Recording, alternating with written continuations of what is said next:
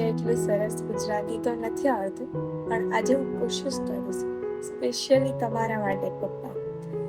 નમસ્કાર સૌને. પિતા માત્ર એક વાલી નથી, તેઓ આપણા પ્રથમ શિક્ષક, સૌથી મોટા સમર્થક અને આપણા જીવનના સાચા હીરો છે.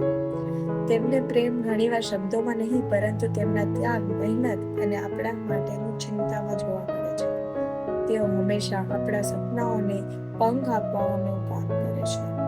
આજે ફાધર્સ ડે અવસર ચાલો આપણે આપણા પિતાજીનો હૃદયપૂર્વક આભાર માનીએ અને તેમને જણાવીએ કે તેઓ આપણા માટે કેટલા ખાસ છે.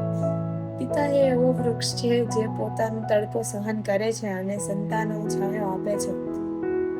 તમામ પિતાઓને happy father's day and thank you.